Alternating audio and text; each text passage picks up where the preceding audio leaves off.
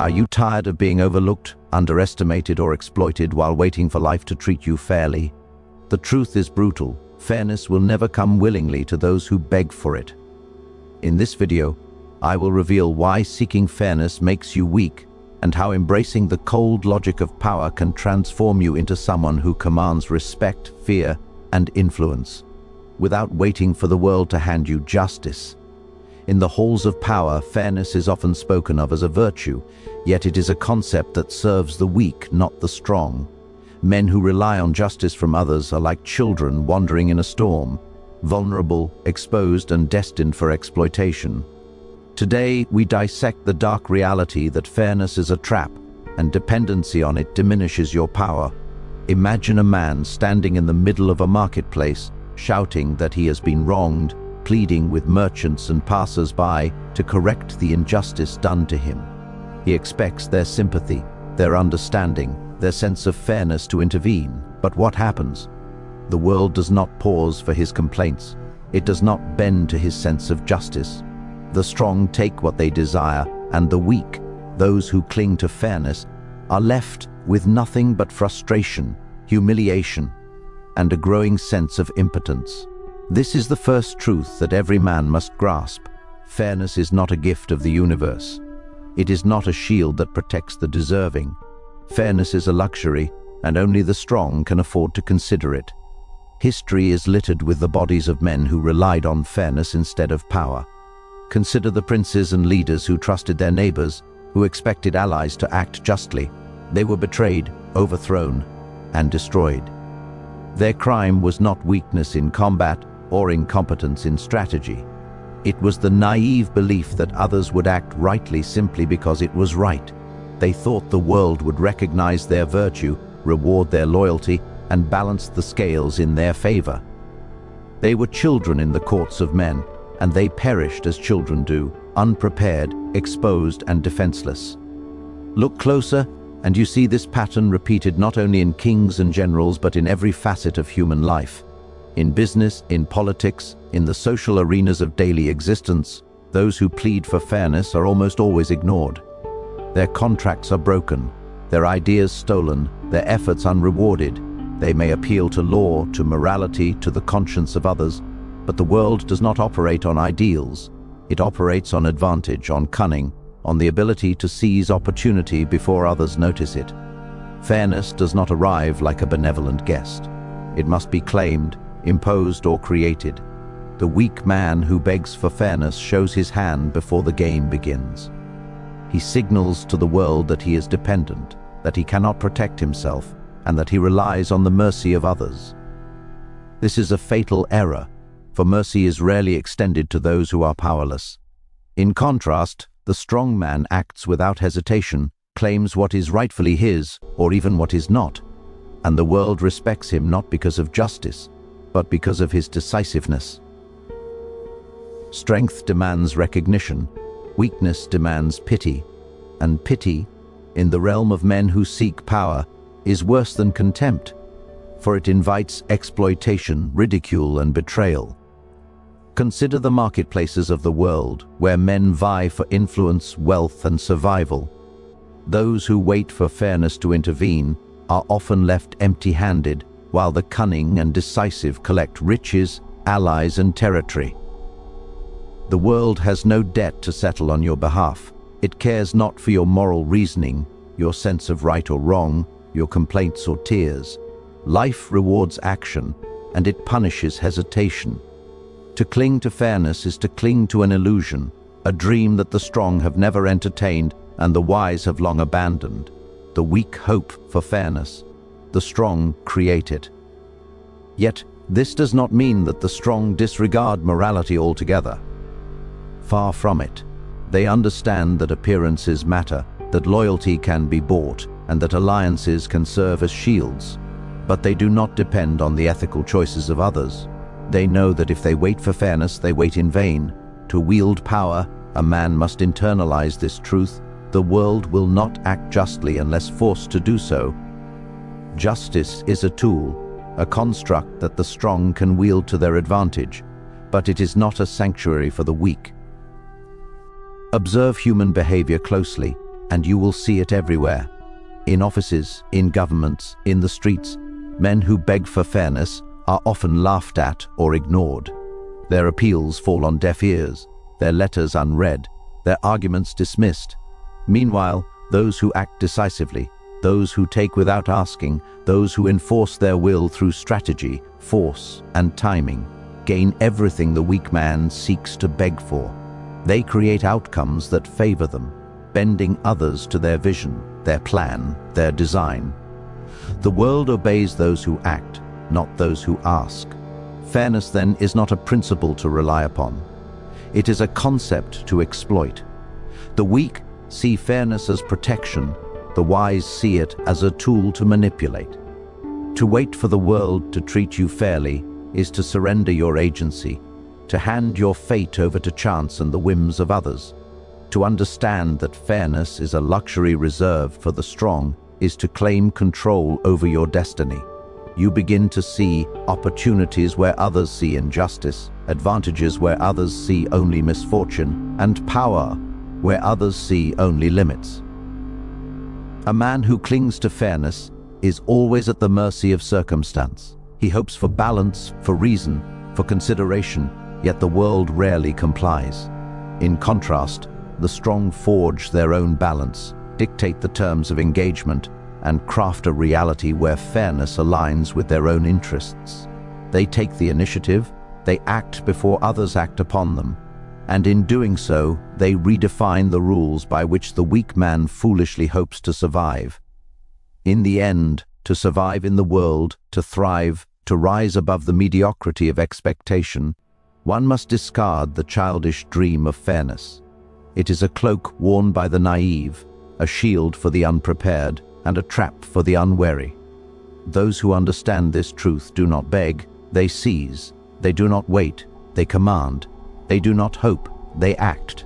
For fairness is not a path to power, it is a luxury for those who cannot claim power for themselves. Consider for a moment the way men live, the choices they make, and the alliances they form. Most believe, or at least hope, that the world functions according to justice, fairness, and moral codes. They expect honesty in trade, loyalty in friendships, and consideration in governance. Yet these are illusions, fragile constructs imposed by the weak to soothe their fear of the harsh realities around them. In truth, the world bows only to those who wield power, to those who act decisively, and to those who understand the mechanics of influence and control. Morality is not the guiding force of life, power is. Observe men in positions of authority, in courts and councils, in marketplaces and boardrooms. Those who act morally often speak with noble words, appealing to the conscience of others, and yet they are the first to be betrayed, overlooked, or undermined. Morality alone cannot compel obedience, cannot force loyalty, and cannot ensure survival. It is power that dictates the terms, power that carves opportunity from chaos, and power that enforces outcomes in a world where fairness and ethics are too often absent. The man who clings to morality over power is like a knight who fights with a wooden sword against men armed with steel. His intentions may be pure, but his results are ruin. History is a testament to this truth. Kingdoms have risen and fallen, not because good men failed to be virtuous, but because they failed to wield power effectively. Leaders who relied on the loyalty of their subjects, expecting them to act rightly because it was right, were swept aside by those who understood that people act according to their self-interest, not conscience. Wars are won not by those who obey moral codes, but by those who understand strategy, fear, influence, and timing.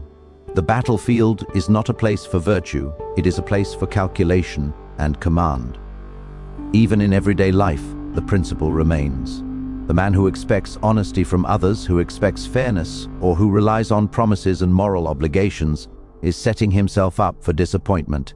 People act according to advantage, according to gain, according to the path that best serves them. They rarely act for your benefit and almost never for the sake of fairness. To navigate the world successfully, one must abandon the naive hope that morality will guide interactions. One must instead learn the dynamics of power, the flow of influence, and the mechanisms through which outcomes are controlled. This is not a call to immorality or to cruelty without cause. It is a call to pragmatism, to a clear-eyed understanding of how men behave. To expect morality from the world is to surrender agency. To understand that power governs all things is to seize control of your destiny. The man who grasps this reality does not waste time begging for fairness or hoping for ethical compliance. He acts with calculation, anticipation, and force when necessary. He understands that strength is respected, cunning is rewarded, and timeliness is decisive. Look at the interactions of men around you. Negotiations, friendships, partnerships, even family relations are rarely governed by ethics alone. Those who succeed are not those who insist upon fairness, but those who understand leverage, who read intentions, who anticipate actions, and who position themselves advantageously before others even realize the stakes. Power manifests in the ability to shape decisions, to control perceptions, and to influence outcomes. The moral man waits for goodwill to take effect. The powerful man ensures outcomes regardless of the conscience of others. To place morality above power is to ignore the rules of the game. The world is not a classroom where good behavior is rewarded with success. It is a battlefield where outcomes are determined by skill, strategy, and influence. The weak are often righteous, principled, and honorable. But these qualities are irrelevant if they cannot secure their objectives. Power, not morality, determines who rises, who survives, and who commands respect.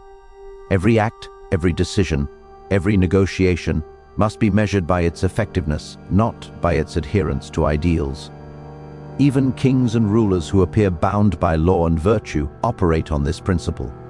Their public displays of morality are often masks, tools to manipulate perception, to secure alliances, and to project authority. Behind the facade of righteousness lies the reality of power, strategy, enforcement, and control.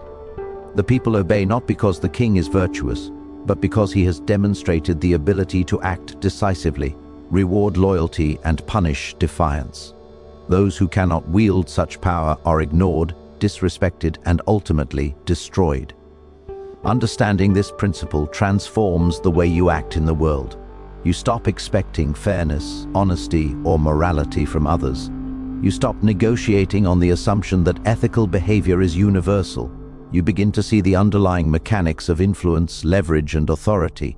You understand that to protect yourself, to advance, and to dominate, you must think like a strategist, act like a ruler, and anticipate like a general. Power is not something to hope for. It is something to cultivate, to wield, and to project in every interaction. Those who embrace morality above power are doomed to frustration. They will plead, explain, and appeal, but the world will respond only to those who demonstrate capability, control, and the capacity to enforce outcomes. Success is rarely a product of virtue. It is a product of understanding the lawless, self-interested nature of men and acting in accordance with it. By internalizing this, by accepting that morality does not govern the world, you free yourself from the chains of expectation and position yourself to take what others can only hope to receive. In the theater of human interaction, there is a simple, immutable truth.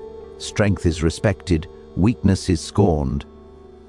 Observe any gathering of men, whether in courts, marketplaces, or offices, and you will see the law in action. Those who display strength, decisiveness, and the capacity to act are elevated, admired, and feared. Those who show hesitation, dependence, or vulnerability are dismissed, mocked, or exploited. The world does not reward polite appeals or virtuous intentions. It rewards command, influence, and the unyielding presence of power. To be weak is not merely to be vulnerable. It is to invite contempt, to signal to the world that one may be manipulated, outmaneuvered, and ultimately disregarded. Consider the man who waits for others to treat him fairly. He pleads, negotiates, explains, and hopes.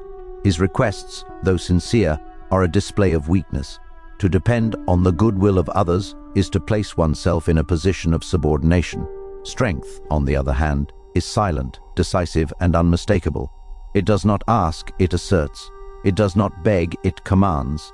The man who possesses strength does not rely on promises or morality. He relies on capability, presence, and the ability to enforce consequences. This is why, in any sphere of influence, the strong are rarely challenged openly. They are anticipated, respected, and often feared, because even the thought of defying them carries a risk. History and human behavior both reinforce this reality. The leaders, generals, and rulers who achieved greatness did so not by seeking approval or fairness, but by demonstrating authority and decisiveness. Alexander the Great did not wait for his soldiers' permission to conquer. He led, and through sheer force of action, inspired obedience and fear. Napoleon did not rely on the morality of his enemies. He relied on strategy, decisive action, and the demonstration of strength. Those who are weak are remembered not as virtuous or moral, but as cautionary tales. Men who could have achieved more but were consumed because they lacked the courage, decisiveness, and presence to command respect.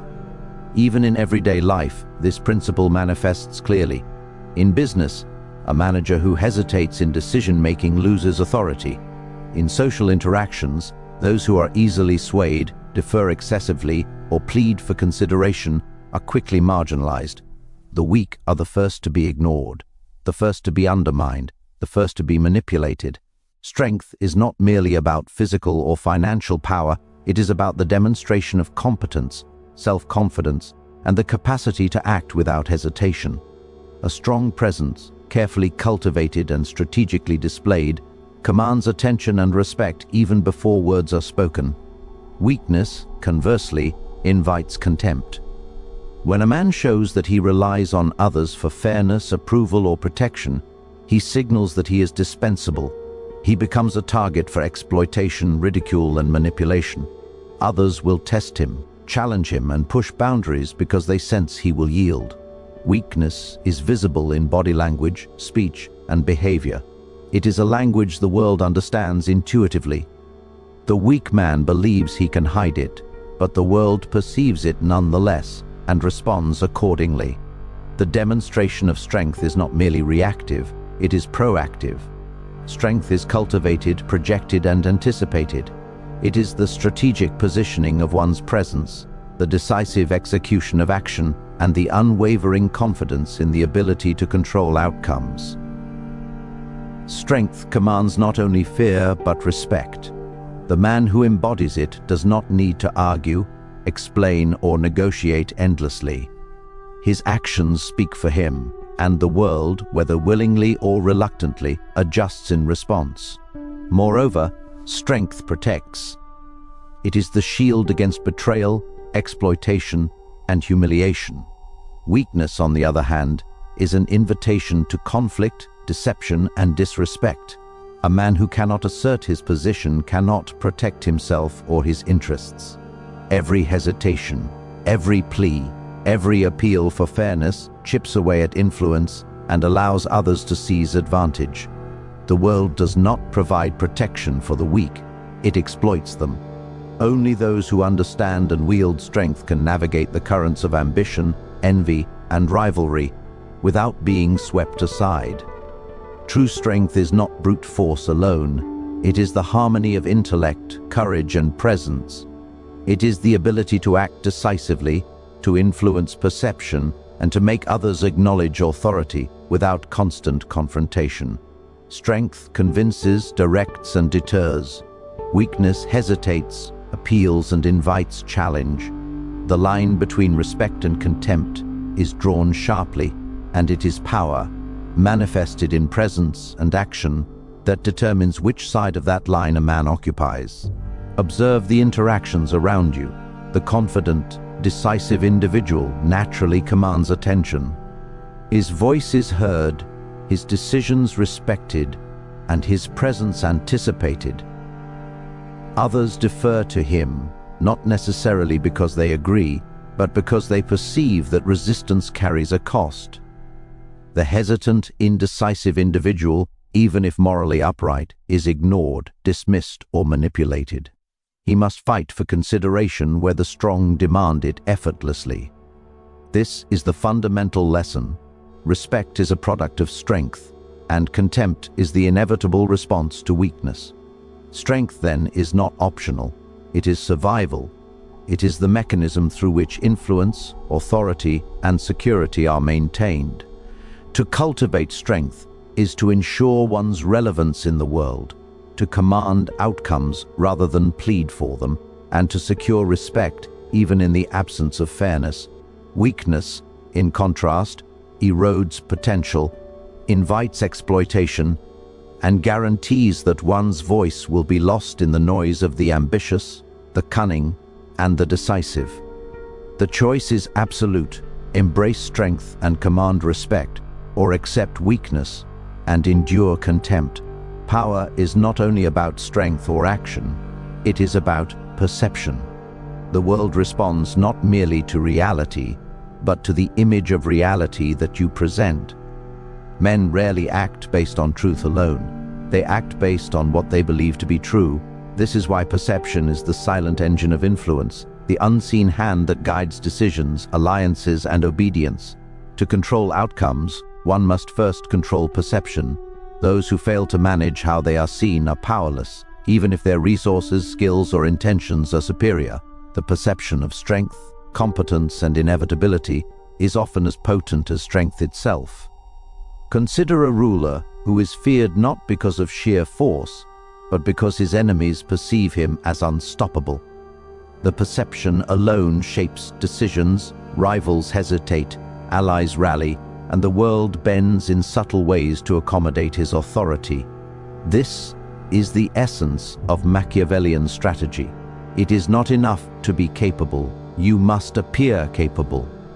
The world judges by appearances, and appearances can be molded, exaggerated, and deployed to achieve objectives that brute force alone might not accomplish. To ignore this principle is to surrender influence, because those who control perception control the actions of others.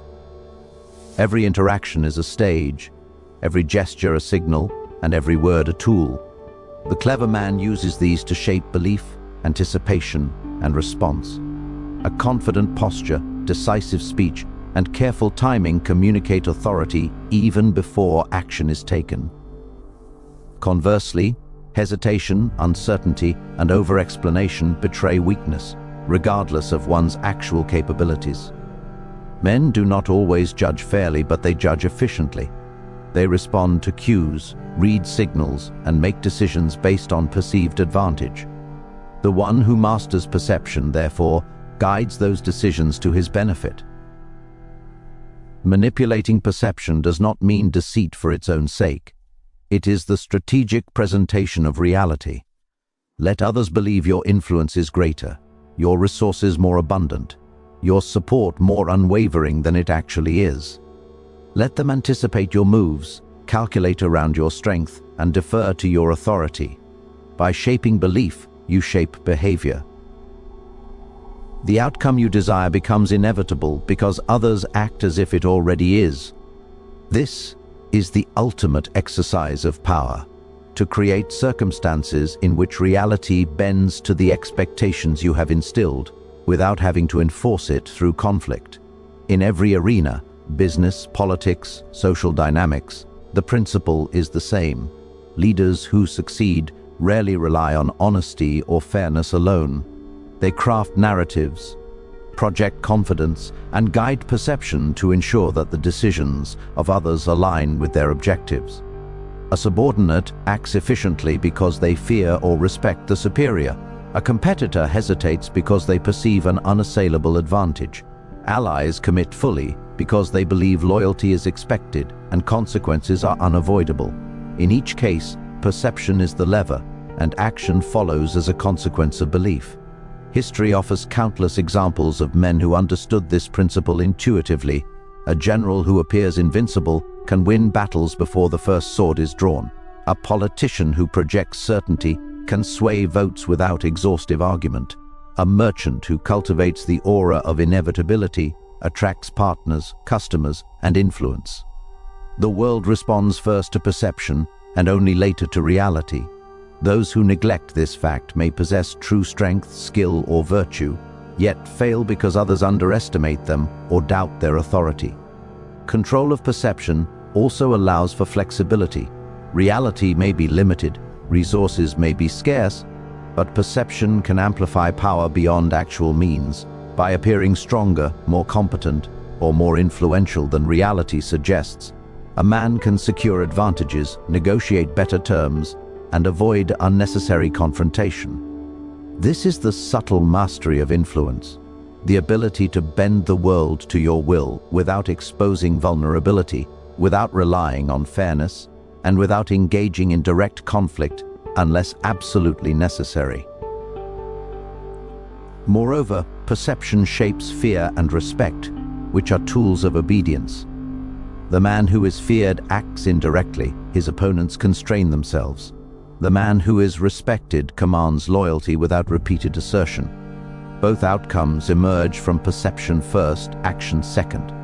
Those who ignore this principle attempt to rely solely on brute force or moral authority, failing to realize that the impression they leave often dictates the response more than any tangible asset. Even in personal interactions, this principle is crucial.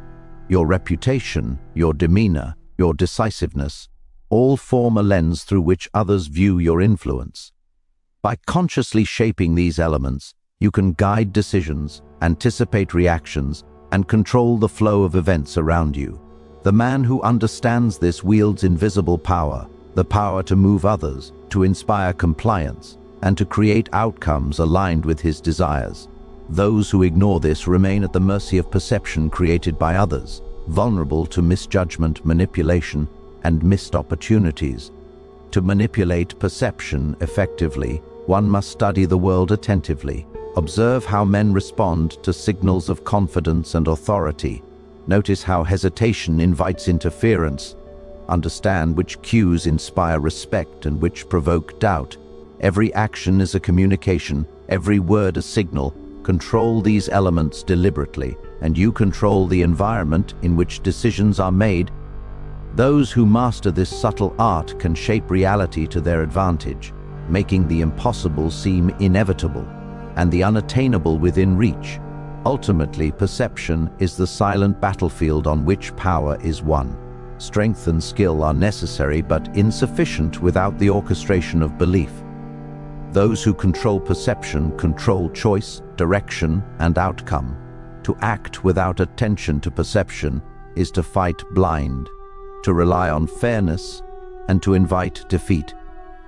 To master perception is to command influence, bend circumstances, and ensure that events unfold in alignment with one's will. Now you understand the harsh reality that the world does not operate on fairness, morality, or goodwill. Those who cling to these illusions invite weakness, contempt, and defeat. Fairness is a luxury of the weak, a concept that leaves you exposed while the decisive, cunning, and strong claim what they desire. Morality may soothe the conscience, but it will never enforce outcomes. The world bends only to power, to influence, and to those who act with clarity and resolve. Strength commands respect, while weakness invites ridicule and exploitation. If you wait for justice, sympathy, or approval, you wait in vain. Power is not given. It is seized, maintained, and projected. And once you understand this, you realize that the greatest weapon in your arsenal is the ability to shape perception. The world responds first to what it believes, and only second to what is real. Those who manipulate perception can bend reality itself to their will, creating outcomes that others think are inevitable. To survive, to thrive, and to dominate in this world, you must abandon childish hopes for fairness. You must cultivate strength in every form, physical, mental, strategic, and project it with precision. You must act decisively, anticipate opposition, and command influence without apology. And above all, you must master perception, for it is the silent battlefield upon which victory is won before the first move is made. The lesson is clear. Stop begging for fairness, for it is a trap that weakens and exposes you. Embrace strength, command respect, and shape the reality around you. In doing so, you move from the realm of those who hope for justice to the rare territory of those who make the world act according to their will. Those who understand this principle do not wait, they act. Those who act do not fail.